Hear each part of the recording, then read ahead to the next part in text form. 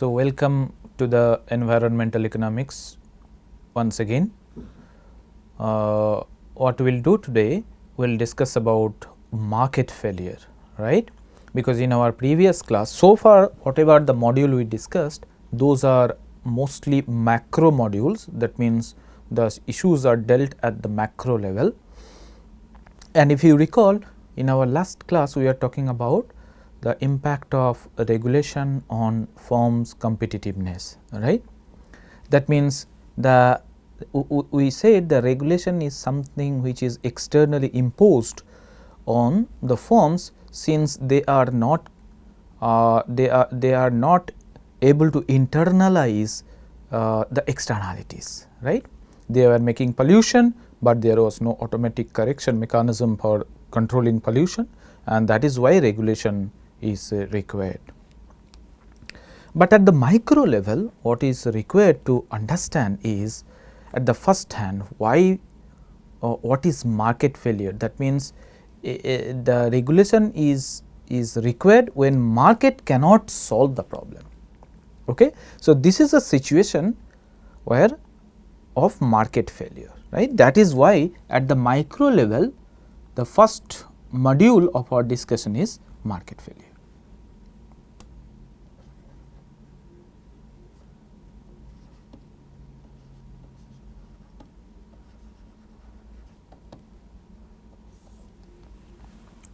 Now, two things we need to understand. First of all, what is market? Once we understand market, then we need to understand what is market's objective, because unless we know what is market's objective, it is difficult to understand market failure. Okay, it is very simple. Logically, if you think, if we do not know somebody's objective, then we cannot also understand why somebody is failed in that. So, failure is nothing but failure in achieving the objective. That is very simple. That is why we will first discuss about market, and then we will try to understand what is market's objective. So, when you say market,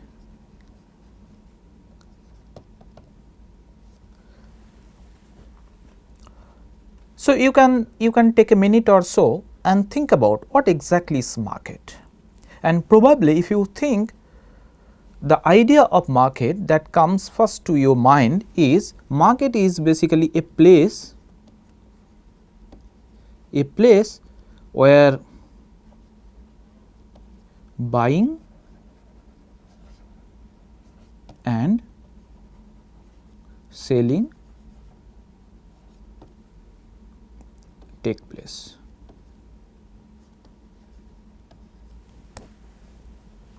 This is the definition. It is a place where consumers and suppliers, they will come, buyers and sellers will come, and somebody will buy, somebody will sell, and that is how we define that place as market. This is the first impression, idea of market that comes to your mind. But this particular definition of market is a very, very narrow definition of market, and we need to have a broader understanding of market, right. And we will understand market is basically as an institution. Now, what is the problem with this definition? Why I am saying that this is a very narrow definition? Because it is not necessary that market has to be confined in a place. For example, for most of the goods and services, you can see a market. For example, fish market, potato market, tomato market, market for paddy, market for computers, market for pen, market for shirts, trousers, water, so on and so forth. But there are some markets for which you do not have basically a place. For example, when I am talking about stock market,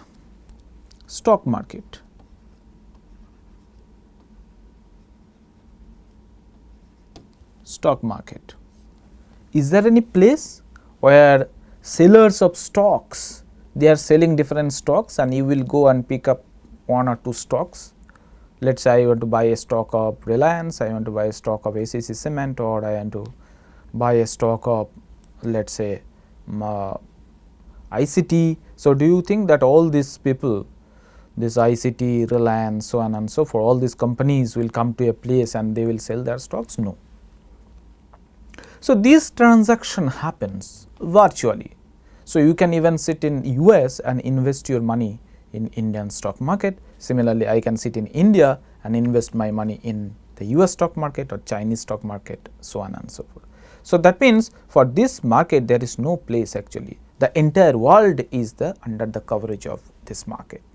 So, place is not required for this market. Similarly, when you talk about real estate market,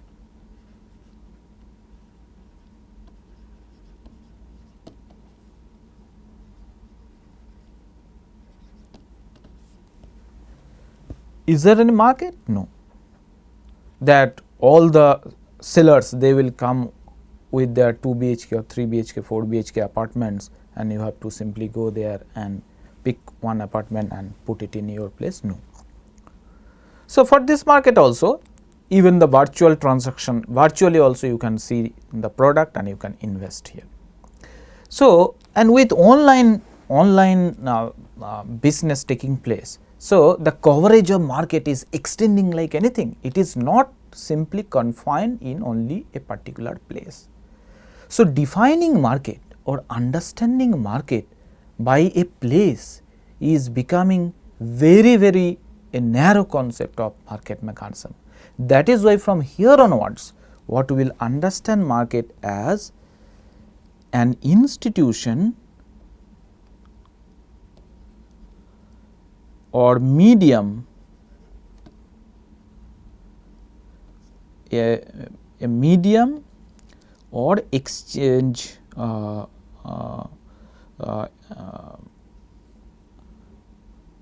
institution.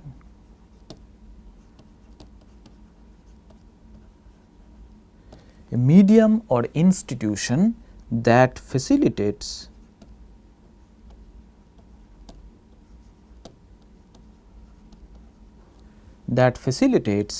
transaction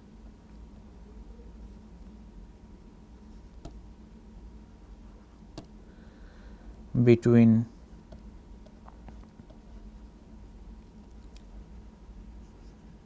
buyers and sellers. This is the definition. Now, medium we can understand because the exchange happens through this market mechanism, but why the market is called institution? Initially, if you recall, we said that economy comprises of 3 elements: economic agents, then by institution at that point of time we meant government, because government is nothing but a set of rule, and we said that market actually interplays between the institution like government and economic agents. But some economists, they say that market is also an institution because market is also nothing but a set of rules. Okay? Different type of market has different set of rules depending on how the buyers and sellers are behaving. For example, we have competitive market, we have monopoly market, we have monopolistically competitive market, we have oligopoly market. All those things you might have studied in your principles of economics or microeconomics, and the rules actually differ from one market mechanism to another, but it is a set of rule about the behavior of the buyer and seller, right. That is why we say that market is also an institution, an exchange mechanism that facilitates transaction between buyers and sellers. And next thing is, what is market's objective?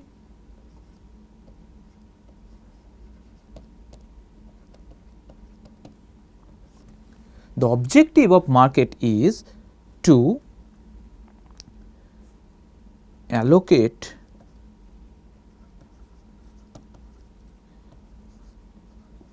goods and services efficiently.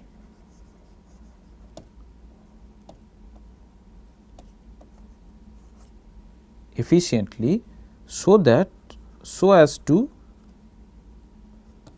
achieve maximum social welfare.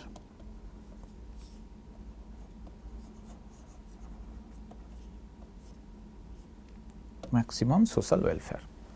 Allocate goods and services efficiently so as to achieve maximum social welfare. Okay. Now, what do we understand by efficient allocation of resources? Okay. That to understand that, we will represent the market mechanism using the simple demand and supply diagram. Is that fine? So, for the time being, you keep in mind that market's objective is to allocate goods and services efficiently so as to achieve maximum social welfare. So, in absence of market, then what we would have required? An omnipotent social planner, a social planner who will understand, because the society wants in number of goods and services, but resource is limited. Okay? So, that means society has to decide what goods or services to produce, then how much to produce and who will buy them. Okay? These are the three important things that a social planner would have decided in absence of market. Okay? But market is actually doing that objective, and there is no need of a social planner. If there is no market and social planner has to take the decision, you can understand how difficult it would have been for the social planner, because in our society there are n number of people with heterogeneity in their preferences. So, social planner has to go and ask each and every individual, what do you want? If the social planner asks me, I will say that I require a shirt. Then next person wants an apple, next person wants a computer. So, social planner has to ask all these people what they want. Then how the social planner will summarize whether to produce shirt or apple or computer, so on and so forth. Then social planner also has to identify who will produce them. Somebody has to produce, somebody wants to produce computer, but there is no producer for apple. So, you can understand the difficulty, how difficult it would have been for the social planner to decide what goods to produce, how much to produce, who will buy them. And all these objectives are efficiently, costlessly satisfied by the market mechanism. So, by efficient allocation of resources, what we mean is the following. So, we will now understand how does the market operates this. So, let us say that this is a simple demand and supply curve. This is the demand curve, this is the supply curve, this is demand and this is supply. Okay. Now, demand, if you understand, demand is basically a function of output. Demand is a function of output. If that is the case, then the quantity demand would have been presented in the y axis, and this price would have been presented in the x axis. But instead of that, we are doing the opposite. That means the demand, what we have drawn here, is called an inverse demand function.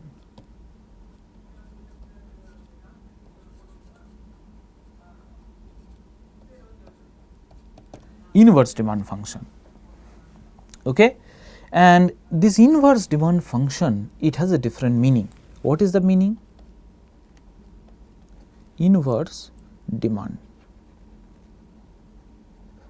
function. What is the meaning? The meaning is that since we have presented price on the y axis, so let us say that this quantity demand is divisible into small unit. Let us say that this is the first unit that the consumer is buying. So, the first for the first unit, the consumer is actually willing to pay this much. Okay? But what actually the consumer is paying, that is different actually. Similarly, for the second unit, this much is the quantity.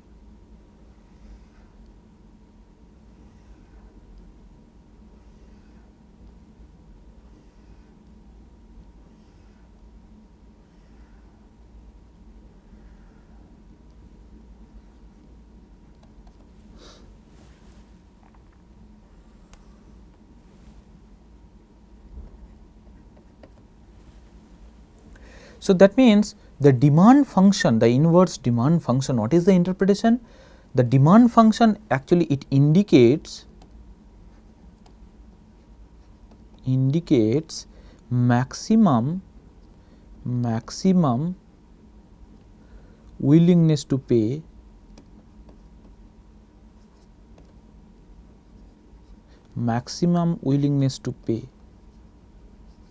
for each unit. That is the interpretation of this inverse demand function. It indicates maximum willingness to pay for each unit, right. Then if you look at, since the demand function is downward sloping, maximum willingness to pay is coming down for every successive units. Why this is so?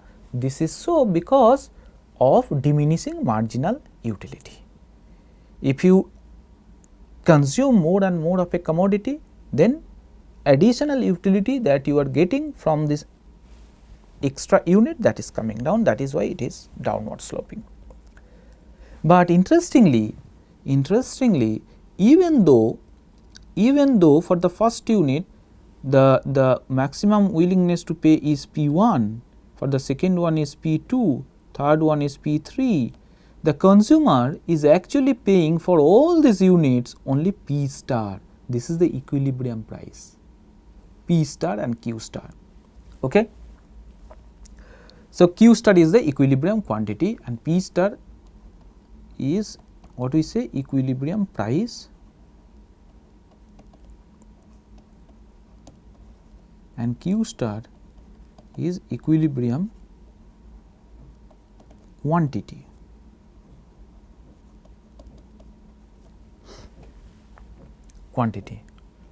Okay. So, this is called equilibrium. Why this is called equilibrium? Because if you take any price, any quantity beyond this Q star, let us say I am taking this, let us say Q1, or let us say this is the price, okay, which is P4. So, at P4 you can understand, at P4 the consumer's willingness to pay is more than, okay, the interpretation of the inverse demand function is the maximum willingness to pay. Similarly, what is the interpretation of the supply curve? If you apply the same analogy, then supply curve is nothing but what is the minimum price the supplier wants to receive to supply that quantity, right. So, at P4 what we can understand that the consumer's willingness to pay is much more than what the supplier wants to receive. Okay. So, then supplier will supply more and it will come to this situation Q star. At Q star the consumer's willingness to pay and supplier's minimum willingness to receive is equal. Similarly, at Q1 what is happening?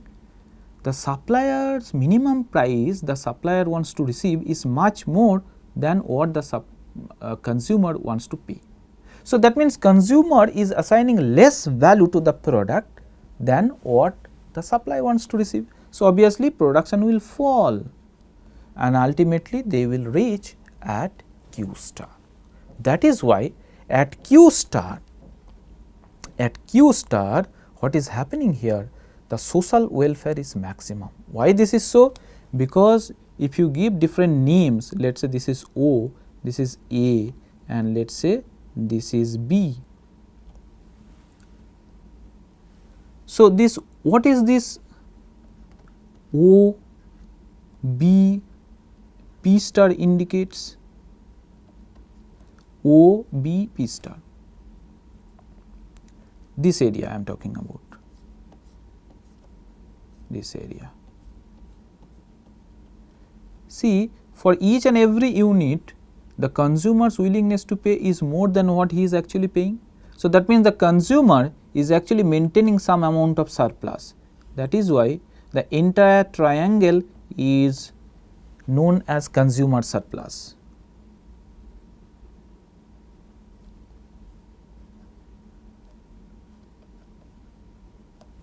Similarly, what is the triangle O A P star indicates? For each and every unit, supplier, what the supplier wants to receive is much lower than what he is actually getting. So, that means for each and every unit, supplier is maintaining some kind of surplus. So, that means this is called producer surplus. Okay, producer surplus.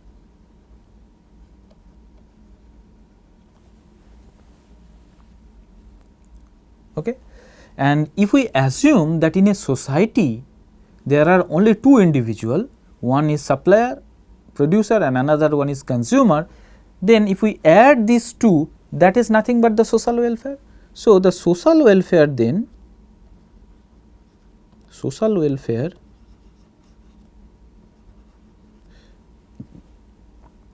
is equals to consumer surplus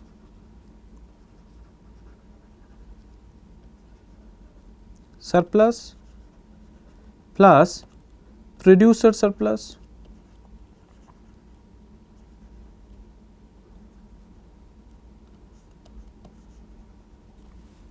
Now, what is consumer surplus then? The total willingness to pay, okay, minus actual payment, okay, total willingness to pay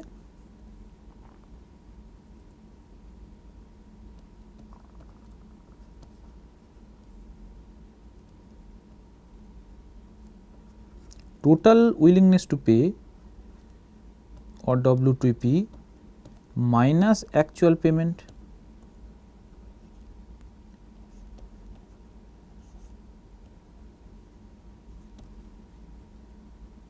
Plus, what is producer surplus?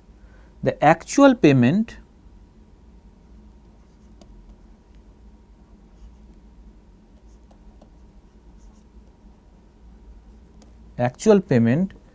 minus total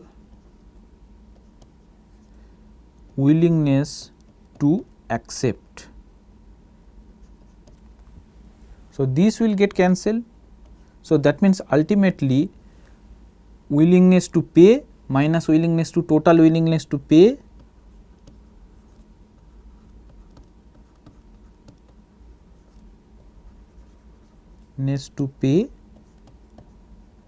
minus total willingness to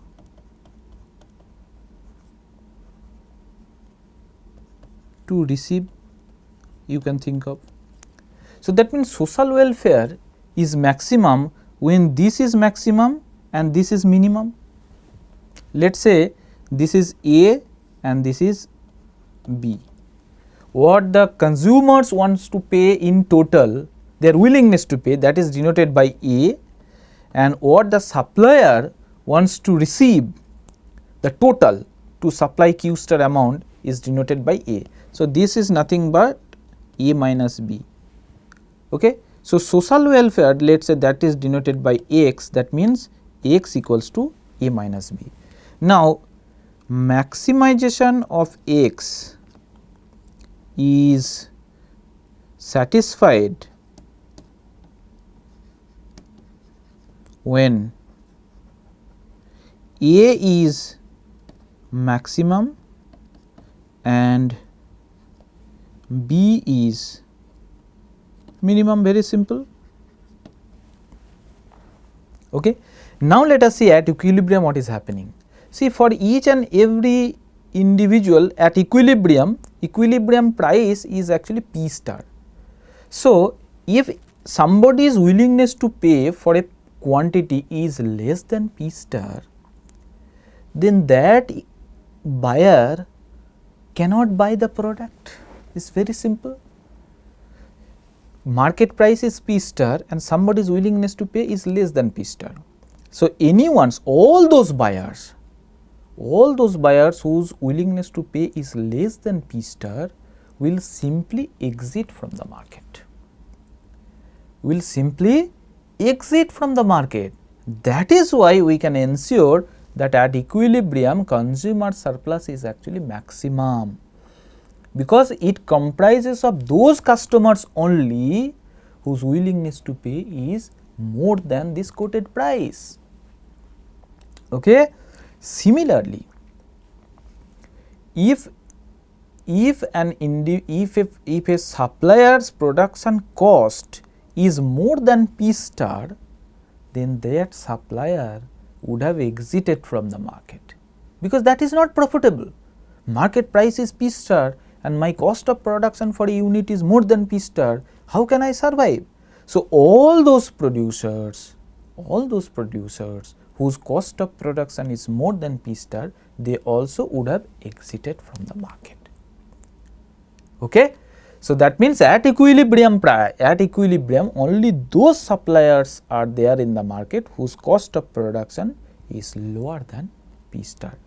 That is why the total willingness to receive is also minimum.